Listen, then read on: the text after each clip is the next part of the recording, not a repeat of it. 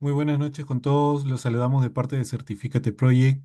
Oye, Por, por favor, ¿me podría confirmar que se escuche el ¿confirmar que audio? se escucha el audio? Sí, se escucha. Perfecto. Muy buenas noches. Vamos a dar inicio a esta masterclass de ejecución de contratos de obra según la ley 32069. ¿Correcto? Nosotros como Certifícate Project le vamos a dar nuestros objetivos para esta masterclass, como es proporcionar a los participantes los conocimientos y habilidades necesarios para gestionar la ejecución de proyectos de construcción bajo el marco de la nueva ley de contrataciones que existe en el Estado. Los estudiantes aprenderán a interpretar y aplicar correctamente los procedimientos, normativas y exigencias legales en las contrataciones públicas,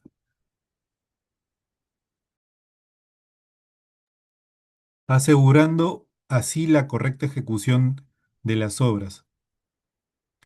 Nosotros como Certificate Project tenemos convenios con Autodesk, con el PMI, con el Colegio de Ingenieros del Perú, con el Colegio de Economistas, con RIT Presto de España y con el Colegio de Arquitectos del Perú. Como podrán observar, aquí contamos con una presencia activa en cada uno de los congresos internacionales a nivel del PMI en toda Latinoamérica, como podrán ver en Bolivia, República Dominicana, Costa Rica, Ecuador, en México y aquí en Lima, Perú. Uno de nuestros grandes aliados es ser ATP del PMI, ya que el PMI es una institución internacional que nos brinda la credibilidad para cada uno de los profesionales, mejora las oportunidades laborales de nuestros alumnos, creando una red de profesionales con liderazgo, ya que nos avala con sus certificados conteniendo PDUs según el diplomado o curso que lleven. Además, también contamos con el ISO 9001 sobre sistemas de gestión de calidad para cada uno de nuestros procesos y de nuestros diplomados. Esta masterclass va a estar dirigida por el licenciado en Administración, Humberto Payarco, para el cual le doy el pase para empezar esta masterclass de ejecución de contratos de obra según la ley 32069. Muy buenas noches, licenciado. Buenas noches. Buenas noches con todos. Sí, voy a compartir pantalla para que puedan verme. Ya. Bueno, para empezar a explicar el tema de las contrataciones públicas, tenemos que saber que la contratación pública en general se lleva a través de tres fases, ¿no? Esto de las fases no ha cambiado, ¿no? Era igual en la anterior ley. La fase de actos preparatorios es una fase interna, ¿no? Las instituciones del sector público, las entidades, elaboran, ¿no? Sus requerimientos de contratación, desarrollan un PAC, un plan anual de contrataciones, y elaboran los requerimientos y las estrategias de contratación. Asimismo, seleccionan los evaluadores que van a estar a cargo de todo el proceso. Y una vez que desarrollan básicamente su estrategia de contratación, inician su fase de selección con la convocatoria, ¿no? La convocatoria es la fase inicial de una selección, ¿no? La parte inicial de una fase de selección. En la fase de selección, lo que vamos a hacer es el registro de participantes, el, el cuestionamiento de las bases, la presentación y evaluación de ofertas, el otorgamiento de la buena pro y el perfeccionamiento del contrato, ¿no? Hasta el perfeccionamiento del contrato. Una vez que se perfecciona el contrato, estaríamos pasando ya a la tercera fase, que es la fase de ejecución contractual, en la que se pueden ejecutar las garantías, eh, se puede hacer la ejecución contractual, lo que implica el desarrollo de los pagos, las conformidades, los entregables, si es que son varios entregables, ¿no? Los adicionales de obra y otros detalles más, ¿no? Entonces, eh,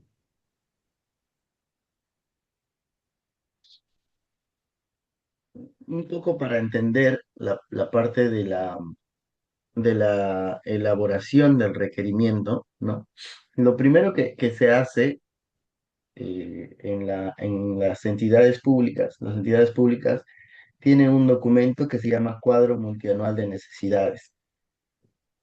Este documento registra las necesidades que tiene la entidad pública, ¿no? Las necesidades correspondientes a la naturaleza de sus funciones.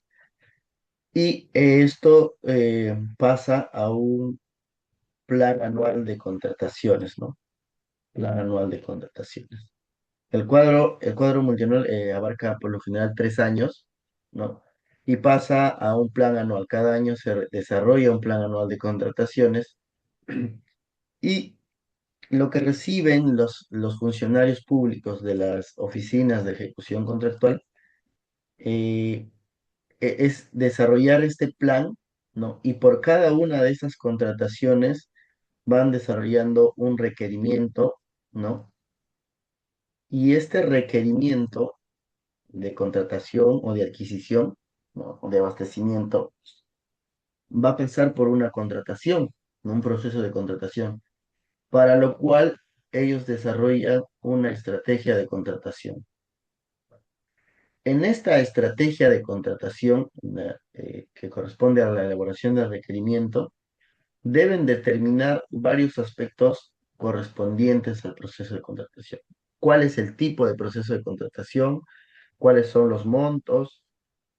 ¿Cuál es el tipo de contrato que van a emplear? ¿No?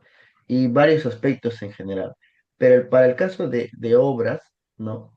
Nos dice la nueva ley que debe considerarse al momento de desarrollar el requerimiento y la estrategia de contratación, cuál es el tipo de contrato que se va a emplear, asumiendo que se puede emplear los contratos estandarizados internacionales. ¿Qué son los contratos estandarizados internacionales? Los contratos estandarizados internacionales son contratos tipo que se desarrollan en proyectos internacionales, como dice su propio nombre, en los cuales tenemos a los contratos NEC, ¿no? O podemos tener a los contratos FIDI. Existen otros tipos de contratos estandarizados internacionales y de otras naturalezas que no son obras, pero básicamente estos dos son los que ha, ha- está usando actualmente las entidades públicas y está autorizado por la División de Abastecimiento, no la Dirección General de Abastecimiento, la DGA. Entonces, cuando las entidades desarrollan su estrategia de contratación, deben señalar esto, ¿no? Si van a emplear contratos estandarizados internacionales. Asimismo, para el hecho de ejecutar obras y consultorías de obra, deben identificar la necesidad de emplear una metodología BIM conforme a lo regulado en el plan BIM, ¿no?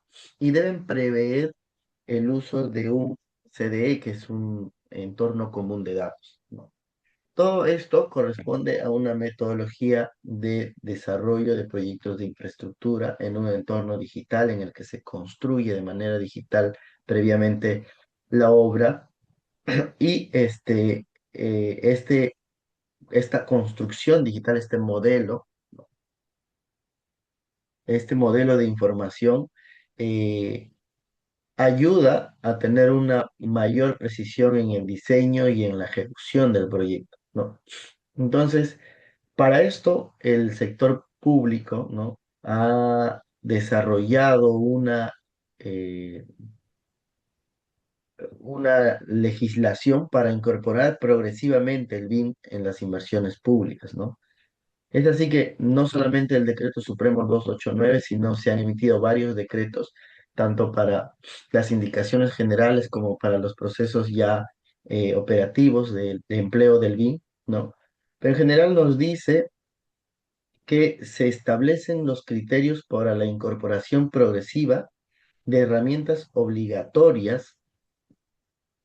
eh, herramientas obligatorias, es decir, no hay manera de que evites el uso de estas herramientas. Estamos hablando de herramientas como el Autodesk, el, el DALUX o el Revisto para lo que es control documentario, entendiendo que el BIM no es un software, es una metodología que emplea distintos softwares, ¿no?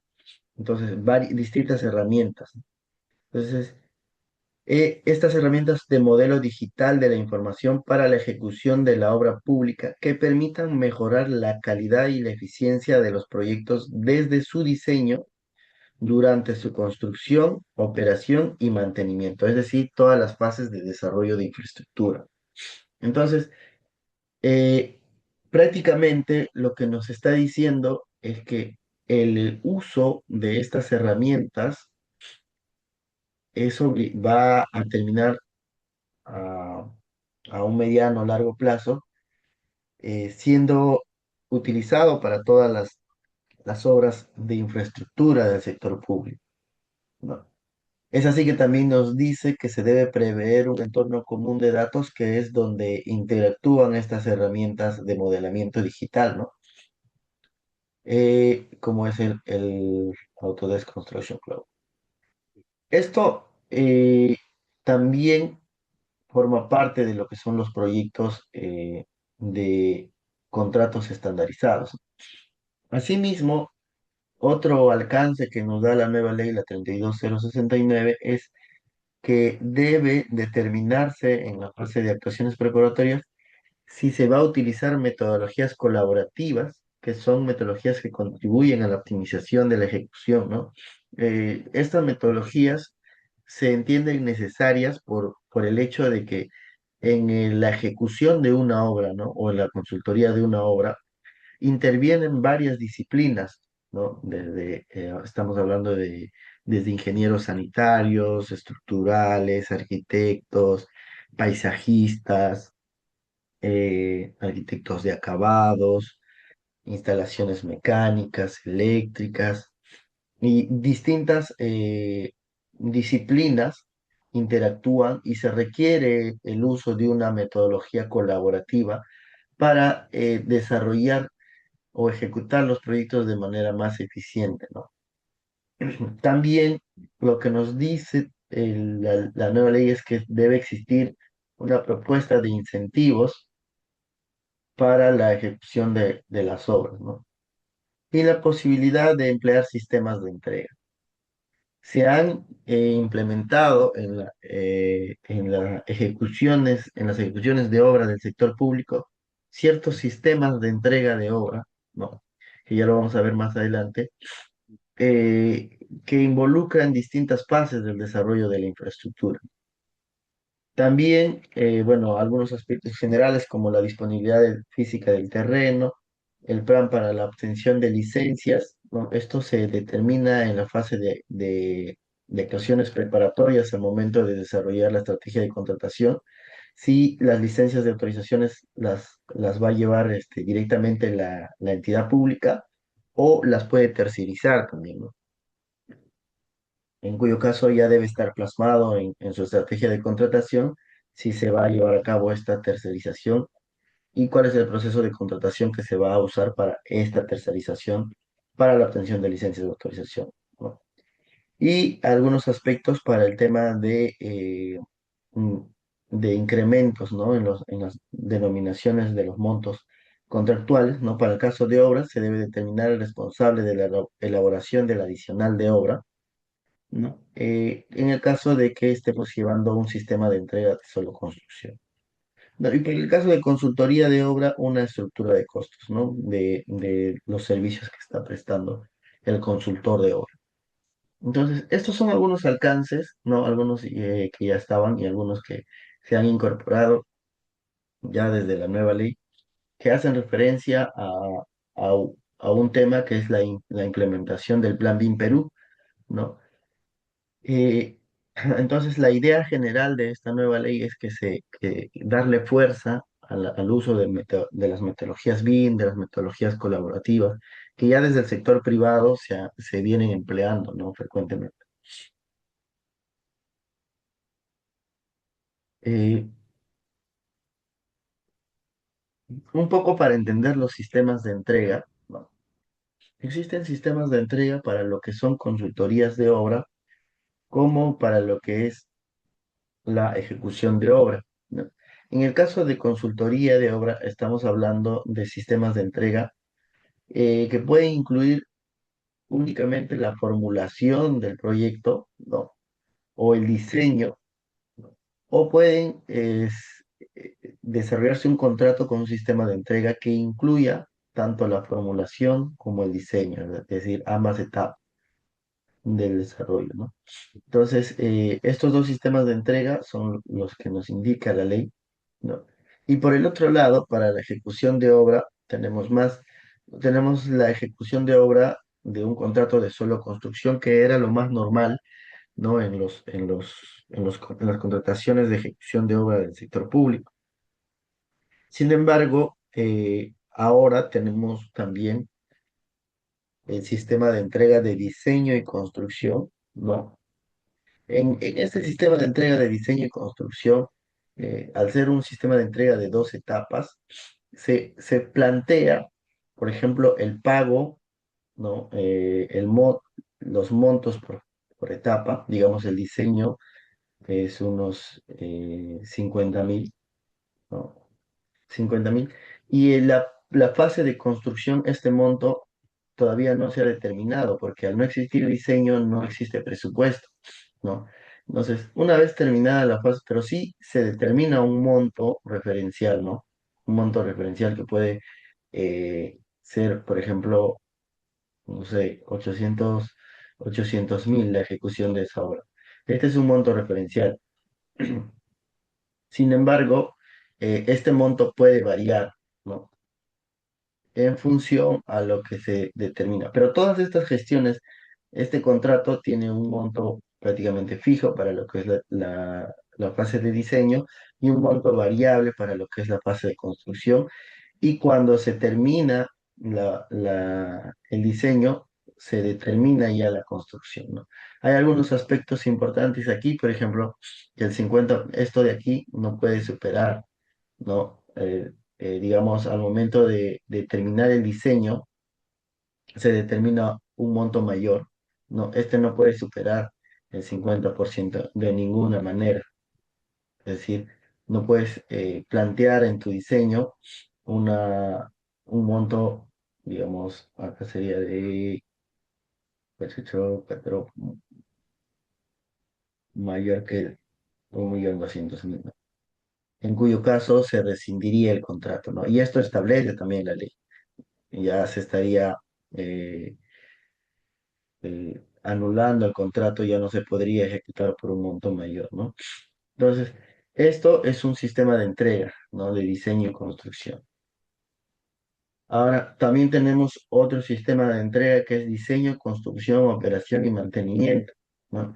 En definitiva, estos sistemas de entrega que involucran distintas etapas de la fase del proceso de desarrollo de infraestructura beneficia de alguna manera a las empresas más grandes, a las constructoras más grandes, porque las empresas pequeñas no van a tener capacidad para llevar a cabo todas las etapas, ¿no? Desde diseño, construcción, operación, mantenimiento. Se requiere toda una implementación, un equipo más grande y consolidado. Entonces, estos sistemas de entrega de alguna manera requieren que las empresas privadas, las constructoras, ¿no? Estén mejor capacitadas para un trabajo integral, ¿no? Es una ventaja y una desventaja al final del día. ¿Por qué?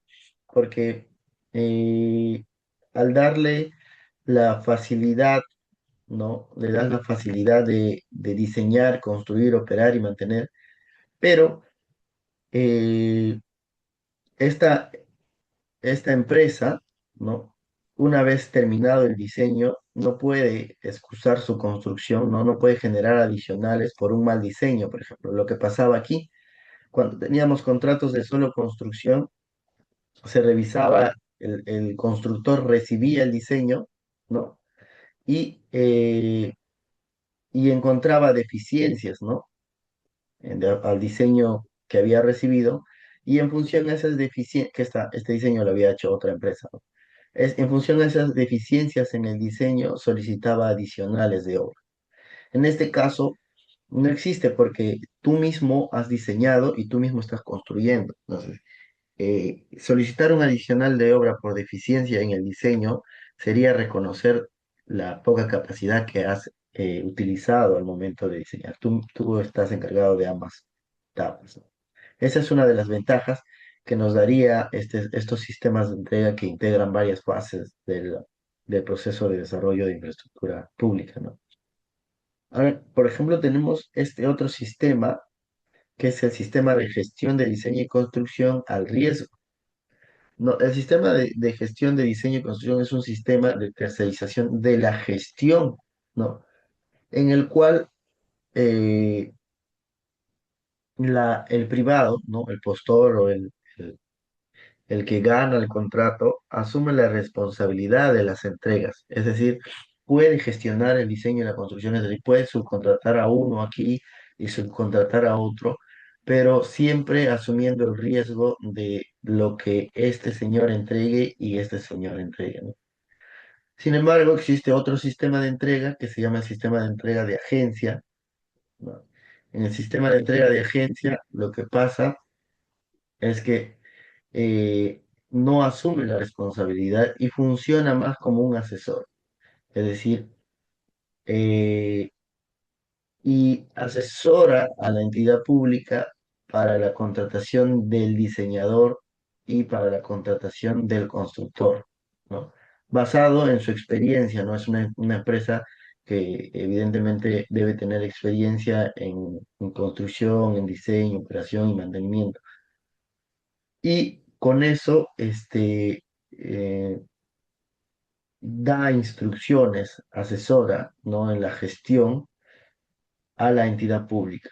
Por eso es que no asume la responsabilidad, ¿no? Esa asesoría es, yo te recomiendo hacer esto, pero no soy responsable de cómo va a trabajar este diseñador o cómo va a trabajar este constructor, ¿no? Asesora tanto en las etapas, es muy parecido a lo que es una procura, ¿no? Ahora tenemos también el sistema de entrega integrada del proyecto o alianza, ¿no? Este sistema de entrega integrada del proyecto puede involucrar las fases de formulación y diseño incluso, ¿no? O toda la etapa, ¿no? Eh, y en este caso, en la entrega de proyecto o alianza, se usa únicamente el contrato NEC, ¿no? Para estos otros sistemas de entrega puedes utilizar el contrato NEC o FIDIC en función de lo que establece la Dirección General de Abastecimiento. Entonces, no sé si hasta ese punto alguien tiene alguna duda de los sistemas de entrega.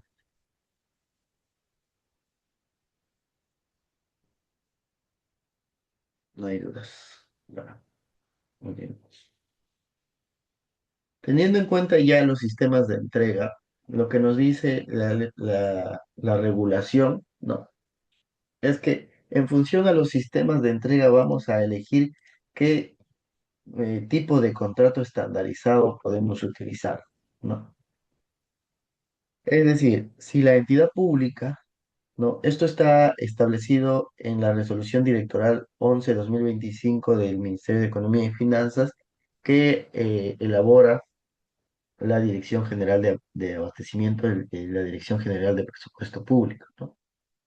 Eh, Nos dice que para empezar los sistemas de entrega que involucran la gestión, diseño o entrega integrada deben contar con opinión favorable de la Dirección General de Presupuesto previo a la certificación presupuestal para el sustento de capacidad presupuestal. ¿Qué quiere decir esto? Por lo general, estos sistemas de entrega, ¿no? De gestión están pensados para proyectos grandes, ¿no? Para proyectos estamos hablando de millones, y proyectos que se van a ejecutar en plazos largos, más allá de los 5 años, ¿no? Más allá de los 3 años, bueno, incluso más.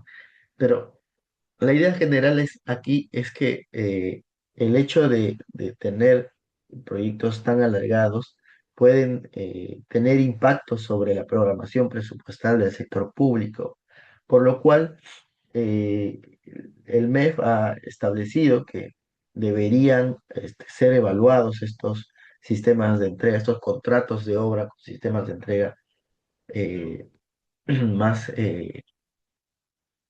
holísticos, se puede decir, que comprenden mayor cantidad de etapas del proceso de desarrollo de infraestructura para no tener problemas en el tema presupuestal que ya se han venido dando, ¿no? A veces el presupuesto se formula de manera anual, ¿no? Eh, Se presenta de manera anual, pero se formula un presupuesto multianual, ¿no? Entonces, esto debe estar bastante bien revisado por las áreas de presupuesto de las entidades públicas para que cuenten con la aprobación, ¿no? Ahora, ¿qué nos dice también esta resolución directoral número 11? Nos dice que para cada sistema de entrega existe un contrato estandarizado establecido. Es así que, por ejemplo, como mencionaba en la anterior lámina, los contratos del sistema de entrega integrada de proyecto o alianza solo pueden ser ejecutados por un contrato NEC, ¿no? El contrato NEC de alianza, Alliance Contract, ¿no? ALC. Este contrato es el único que puede utilizarse en este sistema de entrega. ¿Puede ser otro contrato privado? No. Lo que nos dice la ley también, ¿no? Es que eh, cuando estamos hablando de estos sistemas, de los sistemas de entrega de diseño, construcción, gestión de diseño, tanto de riesgo y de agencia, o sistema de entrega integrada de proyecto, es obligatorio el uso de contratos estandarizados internacionales. Todos estos que están resaltados de amarillo, obligatoriamente tienen que ejecutarse con la suscripción de un contrato estandarizado internacional. Estos de aquí sí pueden ser con contratos que normalmente usan las entidades públicas, pero estos no. En ese sentido, no. Eh, el sistema de diseño, construcción, operación y mantenimiento van a requerir la suscripción de un contrato estandarizado. Ahora, si yo hago un sistema de entrega de solo construcción, solo formulación, ¿estoy obligado a utilizar un contrato estandarizado internacional? No, pero sí puedo hacerlo, ¿no? Esto lo va a determinar el área de la división de ejecución contractual, la oficina de ejecución contractual, cuando desarrolle su estrategia de contratación. Ahí ellos determinarán si es necesario el uso de un contrato estandarizado o si no lo es. Pero para todos los casos existe un tipo de contrato estandarizado internacional. En los casos que hablamos, en que hablamos de formulación y diseño, que son las fases previas a al inicio de obra, ¿no?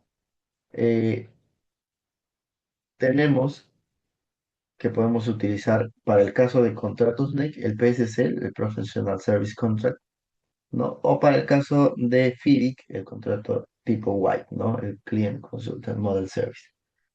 Eh, estas modalidades contractuales estandarizadas internacionales están permitidas para los, eh, co- l- los sistemas de entrega de formulación, diseño, previos a la construcción, ¿no? A la ejecución de obra. No, y ya cuando hablamos de la ejecución de la obra, ¿no? Podríamos utilizar otras modalidades contractuales como la SC, la Engineering and Construction Contract, ¿no? Para los casos de solo construcción y diseño y construcción. O para los casos de solo construcción podríamos utilizar el FIDIC rojo o azul, que son estos. Y para el caso de diseño y construcción, ¿no? En el caso de FIDIC podríamos utilizar el Silver and Yellow, ¿no? Eh, Estos mismos se pueden utilizar en la gestión de diseño y construcción al riesgo, ¿no? Esta tablita les va a servir mucho para referenciarse de cuáles son los sistemas de entrega y cuáles son los contratos estandarizados que le corresponden a cada uno de los sistemas de entrega, ¿no? Ahora, cuando hablamos de contratos de servicio de mantenimiento vial, eh, se puede utilizar el contrato FMC del MEC. En ese sentido, esto es lo que nos indica la nueva ley de contrataciones respecto a la ejecución de contrataciones de obra, ¿no? ¿Cuáles son los criterios para seleccionar el contrato estandarizado internacional según el sistema de entrega que se va a emplear? Mm, Otro aspecto importante que tiene la ley, ¿no? Es que nos dice, ¿no? En el artículo 222.2 del reglamento, ¿no? Que el uso del contrato estandarizado requiere que la entidad contrate un gerente de proyecto, ¿no? Un gerente de proyecto que es un profesional de ingeniería o arquitectura con más de 5 años de experiencia como gerente, coordinador de proyecto, ¿no? Que cuente con certificación oficial, ¿no? En el contrato estandarizado elegido. Es decir, los que actualmente proyectos, coordinadores que quieran participar en una entidad pública contratante como gerente, deben estar capacitados y certificados oficialmente en el contrato estandarizado. Es decir, prácticamente los funcionarios públicos que hacen de gerentes en los proyectos grandes deben estar certificados. Me imagino que ya muchos de ellos están buscando capacitarse y certificarse en estas modalidades contractuales estandarizadas, ¿no? Porque es lo que va a requerir la entidad pública y lo va a requerir por ley, no, no lo va a requerir como parte de la estrategia de contratación, ¿no? Puede que no esté esto estipulado en la estrategia de contratación, pero sí está estipulado en el reglamento de la ley y por ende debe ser obligatorio, ¿no? Que estén certificados de manera oficial. Ese es un detalle no menor que hay que tener en consideración para la ejecución de obras. Otro aspecto importante, ¿no? Es que para la contratación, ¿no? de, para los procesos de contratación, las entidades públicas y el OEC y el Estado en general está utilizando los mecanismos valorativos de contratación, que es más que nada un historial de los procesos en los que has participado y eh, cómo has respondido en los procesos de contratación, ¿no? Y qué tan bien preparado estás para un nuevo contrato. Estos mecanismos valorativos van a considerar aspectos como la certificación de programas de cumplimiento específico en materia de contratación pública, ¿no? De acá estamos hablando tal vez de sistemas de entrega, estamos hablando tal vez de contratos estandarizados, metodologías colaborativas. Eh, También otro criterio para definir el mecanismo valorativo es el cumplimiento de los plazos de entrega de las contrataciones, es decir, si en los procesos de contrataciones previas has cumplido con los plazos establecidos en el contrato, ¿no? Otro aspecto es condenas judiciales, que esto es más que evidente, ¿no? Si la empresa privada que postula a ejecutar una obra tiene tanto los funcionarios como la empresa tiene condenas judiciales, disminuye a su mecanismo valorativo, ¿no? Y otro aspecto es la adecuación a estándares de sostenibilidad ambiental, económica y social. Y todo esto suma al mecanismo valorativo que va a emplear la institución pública, ¿no? Y va a generar a través de estos mecanismos un incentivo a los proveedores mejor calificados, ¿no? A los que califican como ABC, por ejemplo, van a tener un factor adicional en el puntaje de desempeño establecido en las bases estándar. Y los que califican como D y E, no tienen dicho factor adicional. No, no les resta, pero definitivamente no les suma. Y esto aplica, por ejemplo, para el caso de consorcios. Digamos, nosotros queremos consorciarnos, somos tres empresas, ¿no? Participando en partes iguales.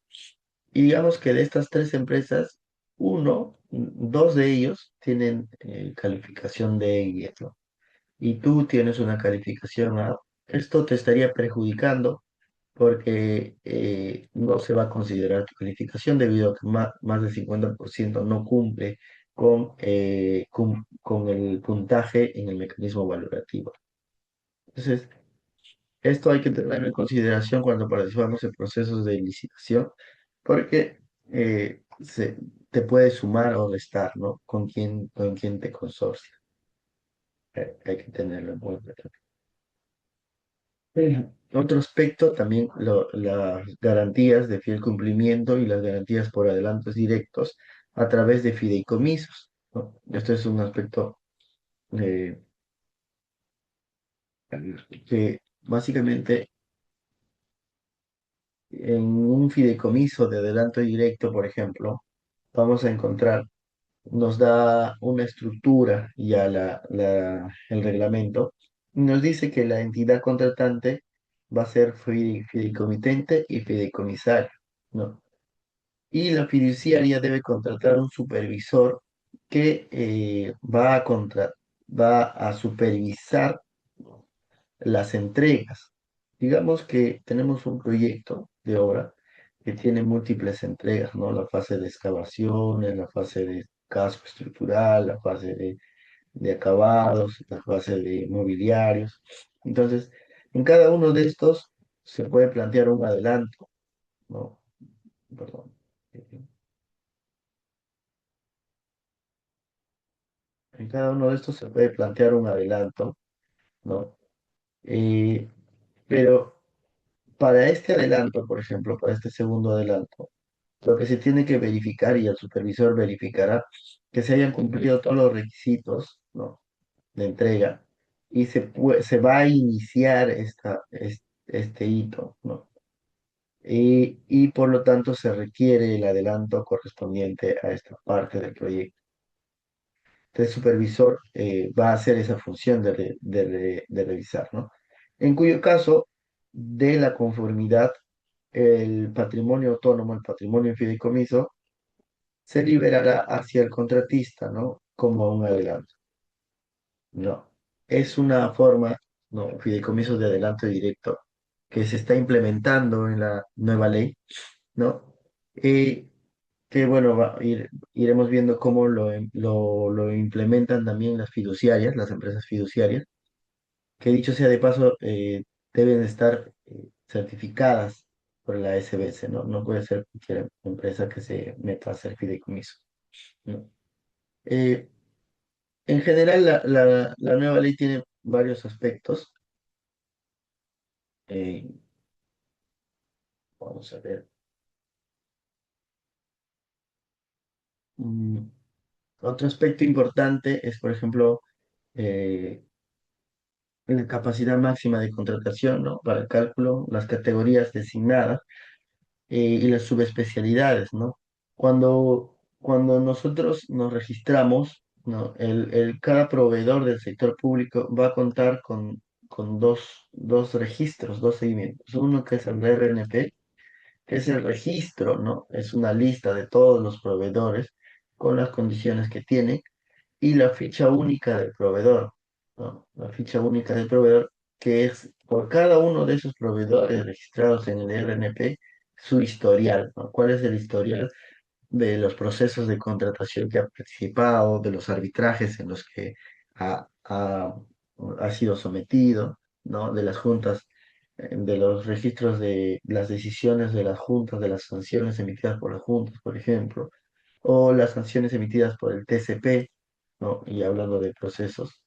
Entonces, toda esta información viene registrada en la ficha única del proveedor, ¿no? Y claro, este proveedor también pertenece a un registro general. Entonces, eh, eso es importante, pero ya yendo más al tema de obras, vamos a ver. Cuando las entidades públicas segmentan sus contratos de obra, lo hacen a través de un sistema, ¿no? En el que participa un sistema, una segmentación de contrataciones de obra enfocada en el sistema de entrega, ¿no? ¿Cuál es el sistema de entrega y cuál es el riesgo que va a tener ese proceso de contratación respecto a ese sistema de entrega? La idea en general es segmentar todos los contratos de tal manera que te permitan llegar con éxito a la adjudicación. Para el sector público es importante adjudicar estos proyectos. Entonces, eh, es por ello que primero parten de una segmentación, ¿no? Elaboran un requerimiento, ¿no? Para el caso, por ejemplo, de bienes y servicios, los requerimientos son a través de especificaciones técnicas y términos de referencia, pero en el caso eh, de obras, los requerimientos se hacen en expedientes, ¿no? Entonces, eh,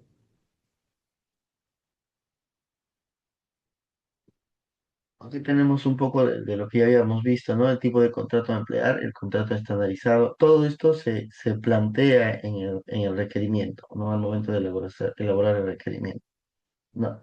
Y una vez hecho el requerimiento, se desarrolla la estrategia de contratación que debe contener el tipo de procedimiento de selección, ¿no? El sustento para el uso del procedimiento de selección, si se diera el caso de emplear un procedimiento de selección no competitivo, este debe estar sustentado, ¿no? La declaración de viabilidad para el caso de proyectos de inversión o IOARR, la posibilidad de contratar bajo modalidad de contratación pública eficiente, ¿no?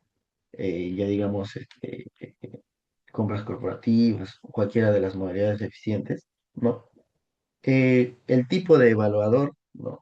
Y su perfil, ¿no? En la estrategia de contratación de la entidad pública, lo que va a determinar también es quién va a ser el evaluador y cuál es el perfil que debe tener este evaluador, ¿no? Y los requisitos de calificación y precalificación de ser el caso, ¿no? La modalidad de pago, el sistema de entrega de corresponder y cuáles son los puntos no negociables de los requerimientos, ¿no? Y algunos otros detalles que estos ya corresponden más que nada al tema de bienes y servicios. Cuando estamos hablando de obras, básicamente estamos hablando de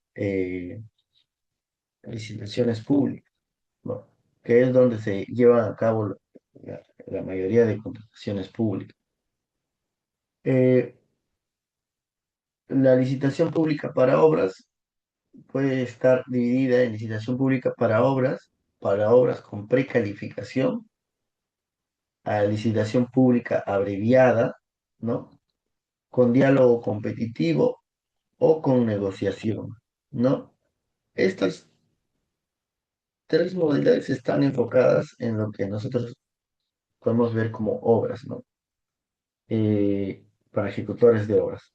Los demás son modalidades que van a corresponder más que nada a servicios, ¿no? Y a bienes, ¿no? Licitaciones públicas para bienes, perdón,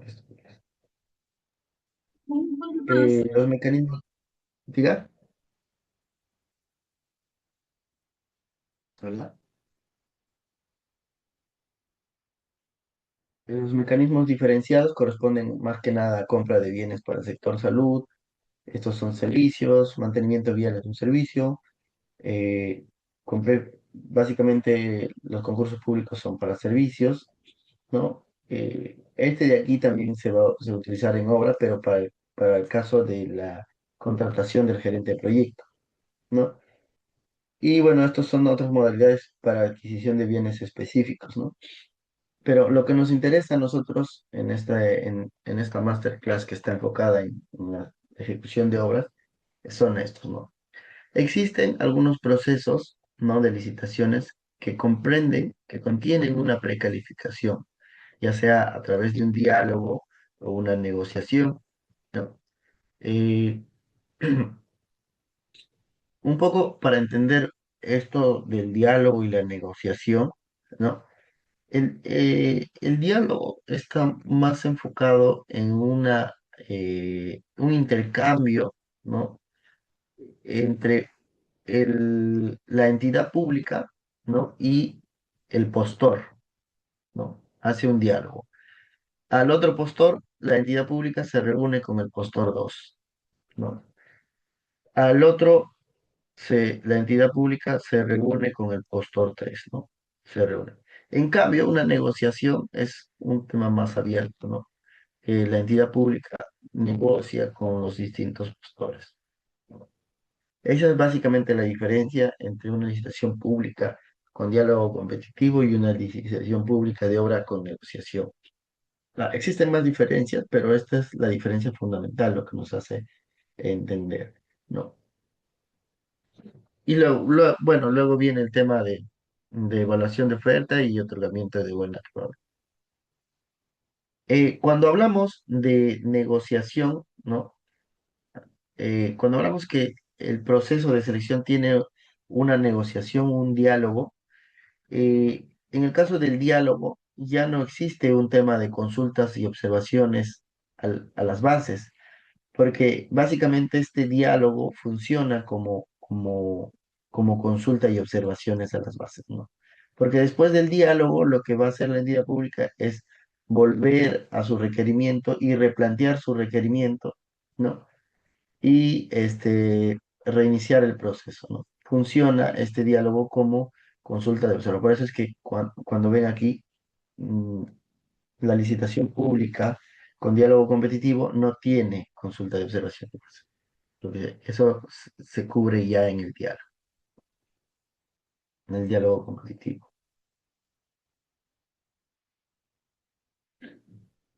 Mm, Bueno, esto es para empresas, para el tema de bienes, ¿no? Lo que puede hacer las entidades públicas también es hacer una interacción con el mercado, pero esto es para el caso de bienes y servicios para determinar la capacidad, ¿no? Eh, Cuando hablamos de obras, por ejemplo, aquí, ¿cómo se determina los evaluadores, ¿no? Eh, la licitación pública para obras tendrá un comité, un jurado, ¿no? La licitación pública con precalificación también tiene un comité o jurado. La licitación pública abreviada de obras puede tener un oficial de compra, o sea, el proceso puede llevarse con un oficial de compra únicamente. No, aquí se ve que es un poco más blando. En definitiva, el tema de abreviarlo eh, requiere que pueda ser tal también a través de un oficial de compra nada más.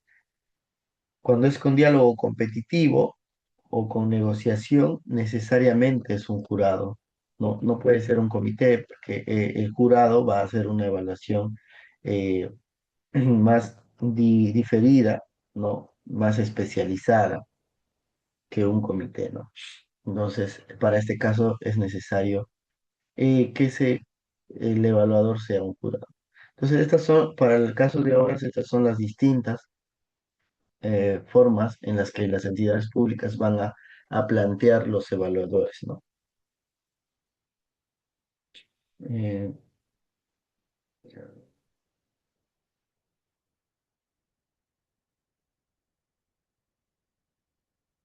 bueno, tenemos un poco lo que ha cambiado, ¿no? De la anterior ley, la 3022-5, a la nueva ley, la 32069.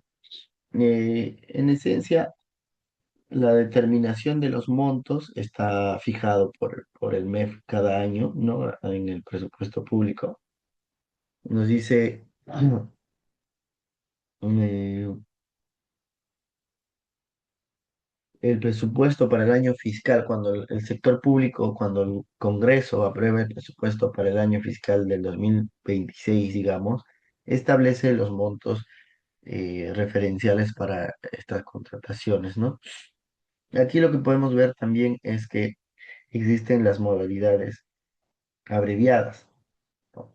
Que en teoría son procesos más rápidos, más ágiles, que reducen los tiempos mínimos que tienen las entidades públicas, le dan celeridad a las entidades públicas para que se adjudiquen los contratos, ¿no?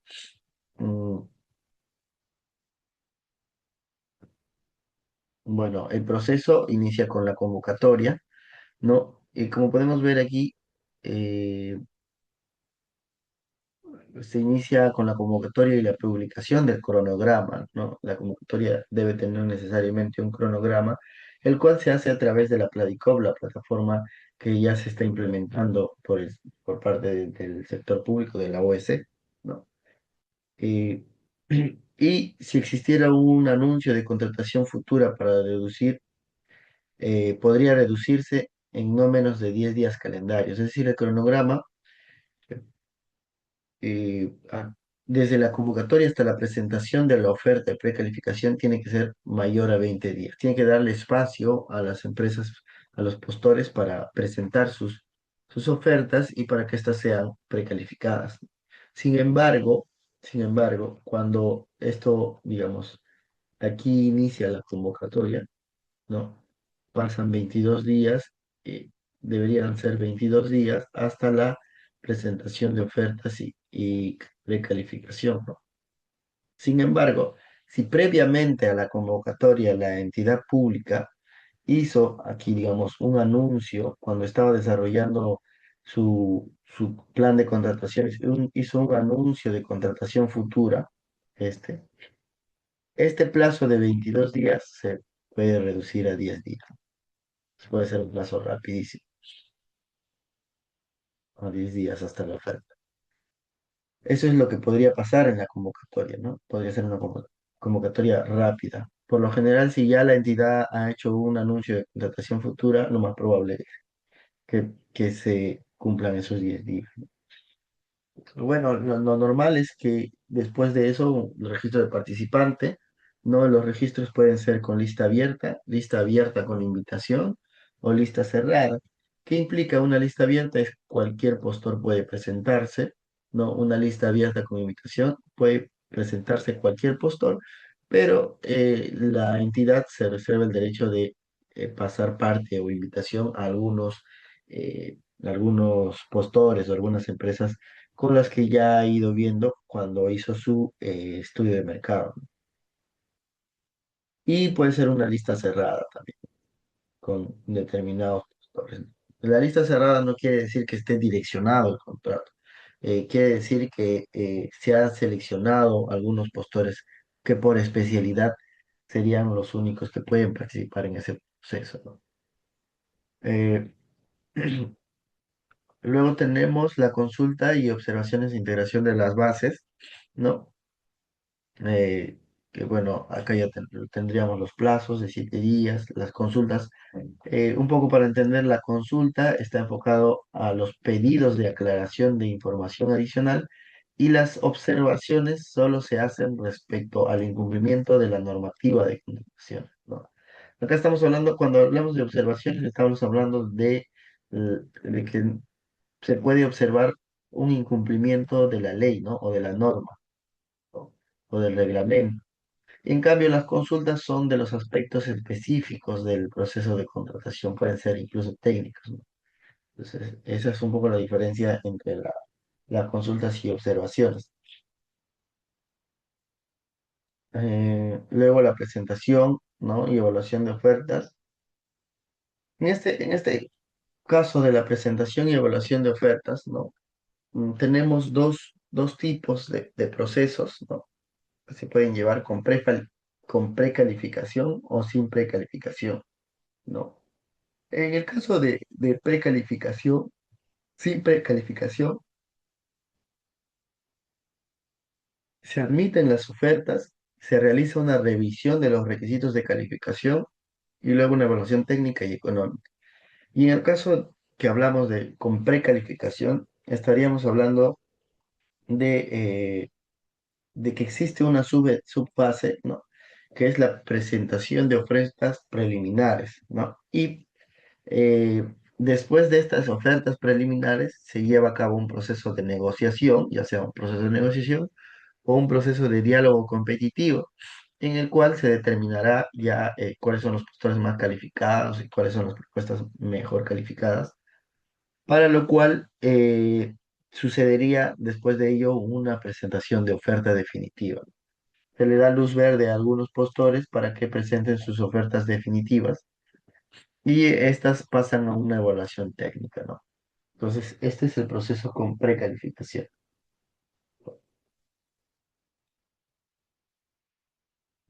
fluctúan en las ofertas, ¿no? La capacidad legal. Los requisitos son capacidad legal, capacidad técnica, experiencia del postor, condiciones del consorcio y capacidad económica. Esos son requisitos. Eh, Sin embargo, se tiene que evaluar de manera técnica y económica, ¿no? Aquí, en la evaluación técnica se consideran, ¿no? Los factores indicados en las bases, que pueden ser la evaluación de la formación académica, las certificaciones adicionales, las políticas de sostenibilidad, el sistema de gestión de calidad, gestión de procura, que tenga una planificación detallada.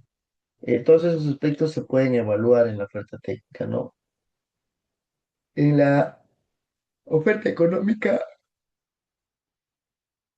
se evalúa en función a base, ¿no? Puede ser una oferta económica simultánea, ¿no? Que se presenta al mismo momento que la oferta técnica, ¿no? En cuyo caso los dos pasarían a evaluación, y una oferta económica posterior a la evaluación técnica, es decir, algunos postores se van a descartar en la oferta técnica y otros pasarán ya a la oferta económica filtrados, ¿no? O con lances, ¿no? Que es una evaluación de ofertas cuando se pueden mejorar los montos presentados en sus ofertas, ¿no? Y bueno, finalmente se determina un puntaje total, ¿no? Acá yo tengo un ejemplo que nos hace entender que no necesariamente si has perdido o si tienes menor calificación en las distintas evaluaciones, ya perdiste el proceso de contratación. Por ejemplo, en este caso tenemos el postor C, que tiene un puntaje de 80 en la evaluación técnica, y el postor A, que tiene un puntaje de 100 en la evaluación económica, ¿no? Sin embargo, ni el C ni el A ganaron, ganó el B. ¿Por qué sucede esto? Esto sucede porque existe un factor, un coeficiente de ponderación para cada una de las evaluaciones, y esto puede determinar si ganas o pierdes. Esto es básicamente lo que determina si ganas o pierdes, más allá del puntaje que has adquirido en cada una de las fases, ¿no? Eh, mm, bueno, y luego pasamos a al otorgamiento de la buena pro, ¿no? Un poco eh, entender que el otorgamiento de la buena pro ya obliga a la entidad pública a suscribir el contrato. La entidad pública no puede negarse a suscribir el contrato si ya ha otorgado la buena pro, ¿no? El contrato desprende ciertas obligaciones, ¿no? Para los gestores, para los ejecutores de obra, ¿no? Eh, Bueno, ya pasé el tiempo, pero quería explicarles un poco, pasarme al tema es que la ley de contrataciones es un tema muy amplio, al tema de solución de controversias, porque es mucho lo que se puede ver en las controversias en el sector público, ¿no? Existen controversias en dos fases, ¿no? Estamos hablando de la fase del proceso de selección, ¿no? En el proceso de selección pueden surgir controversias, y después de la suscripción del contrato, esto, del perfeccionamiento del contrato, pueden surgir controversias también. Ya estamos hablando de la ejecución. En esta etapa inicial del proceso de selección, las controversias se solucionan ya sea por el TCP, ¿no? El Tribunal de Contrataciones Públicas, con la misma entidad, ¿no? Se puede presentar una apelación a la misma entidad para que solucione alguna controversia surgida durante el proceso de selección. Sin embargo, cuando ya tenemos un contrato suscrito con un postor ganador, lo que sucede es que se tiene en el contrato, se establece, se puede establecer el, el centro de administración de árbitros, ¿no? Se puede desarrollar a través de un arbitraje o a través de una junta de prevención y resolución de disputas. Son dos maneras de solucionar las controversias en la ejecución de contratos de obra. En el caso de la Junta, esta en la anterior ley se llamaba Junta de Resolución de Disputas. Ahora le han agregado el tema de prevención, ¿no? Porque lo que quieren es que esta Junta tenga una participación más permanente y que pueda prevenir las controversias, no esperar a que sucedan las controversias, ¿no? Sino que encontrar aspectos que nos den una luz de que puede suceder una controversia, puede haber surgir una controversia por algún cambio en la obra, por algún cambio en el contrato. Y lo que debe hacer esta junta es emitir una opinión, ¿no? Una opinión consultiva respecto de una posible controversia, lo que podría sentar las bases para ya posteriormente una resolución de disputas, ¿no?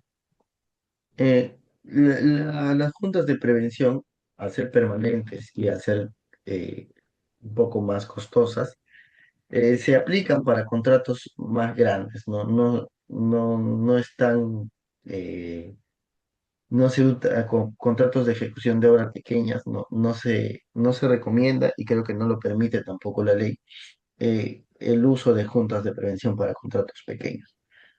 En esos casos podríamos acudir a arbitraje, ¿no? En centros de arbitraje pueden participar en las controversias surgidas en el perfeccionamiento de contratos pequeños, ¿no?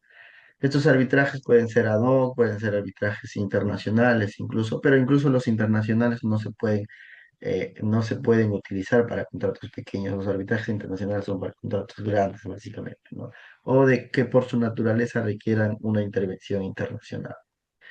Entonces, esto también es importante conocer cuando ya somos ejecutores de obra, ¿no?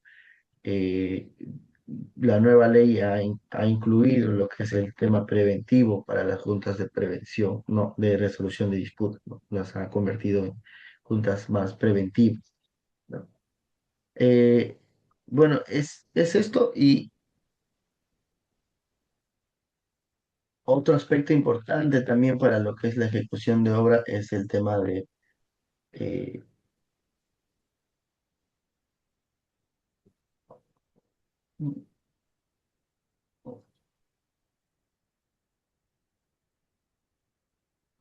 mm, la ejecución, ¿no?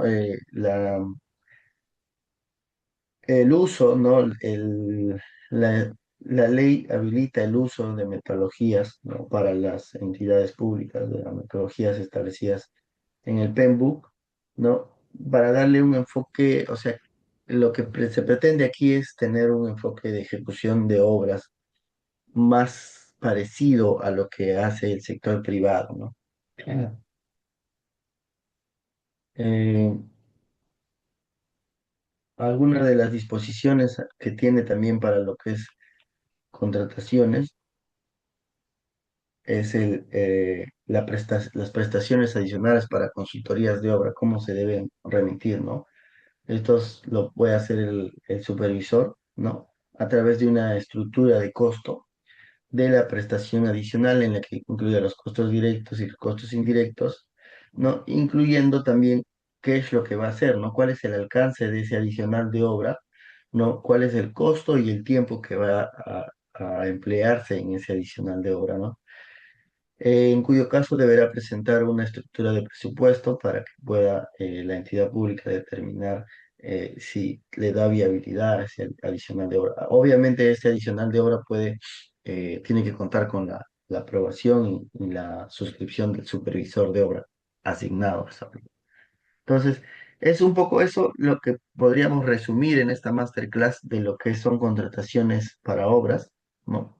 Es un tema bastante amplio, no nos daría una sola hora para explicar detalladamente cada uno de los aspectos que trae la ley de contrataciones para el caso de obras y también para el caso de bienes y servicios, ¿no? Espero que, bueno, esta masterclass haya sido un poco de ayuda, que me he enfocado en los aspectos más básicos y puntuales, ¿no? En los aspectos más resaltantes también. para que puedan tener una idea de qué es lo que trae la ley de contrataciones, ¿no? La 32069. Eh, si habría alguna pregunta para responder, eh, o en todo caso ya culminar con esta masterclass. ¿Alguien tiene alguna pregunta?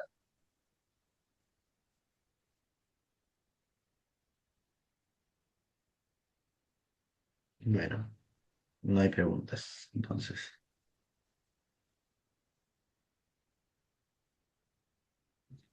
con eso estaríamos terminando entonces la masterclass. Mm, Eso sería todo por mi parte. Muchas gracias. Gracias a todos.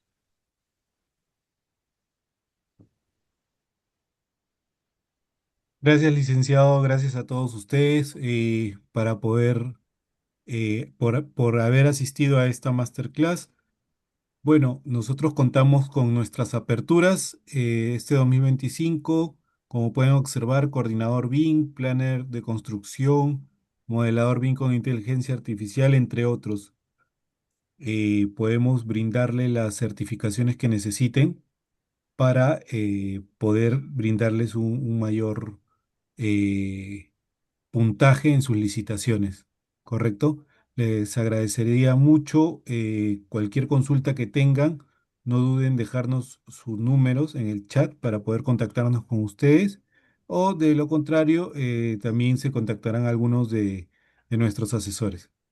Eso es todo por el día de hoy. Muy buenas noches. Gracias por su participación.